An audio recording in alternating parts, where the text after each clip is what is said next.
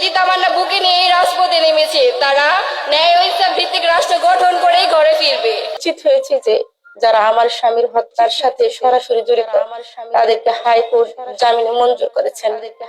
আমি বাংলাদেশের নাগরিক হিসেবে আমার স্বামী মাওলানা রেজাউল করিমের হত্যার বিচার চাই। আসসালামু আলাইকুম। সম্মানিত দেশবাসী সকলে কেমন আছেন? দেশের এই সংকটময় মুহূর্তে মনে হয় কেউ ভালো নেই, কারণ একদল রক্তপিপাসু বাহিনী মানুষের জীবন নিয়ে। আলহামদুলিল্লাহ আমি খুব সুখেই আছি। তবে আমার একটা আফসোস, আপনারা সকলেই অবগত আছেন, যারা আমাকে হত্যা করেন তাদের নামে আমার স্ত্রী বাদী হয়ে মামলা করেছিল।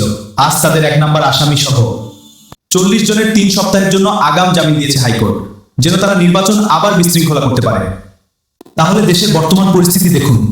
জুলাই আন্দোলনের পরে ফ্যাসিস্টদের হাত বদল হয়েছে মাত্র। জুলাই যোদ্ধা আজা নিজেদের জীবনের বিনিময়ে সৌরাকারী হাসিনার পতন ঘটিয়েছে তারা বিশেষ করে।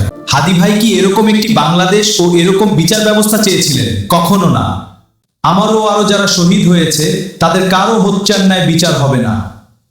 এজন্য বাংলাদেশের সকল জনগণের উদ্দেশ্যে বলছি, আগামী 12 তারিখ নির্বাচনে ন্যায় ইনসাফের পক্ষে ভোট দিবেন, যাতে আগামীর বাংলাদেশ ন্যায় ইনসাফের বাংলাদেশ হিসেবে প্রতিষ্ঠিত হয়।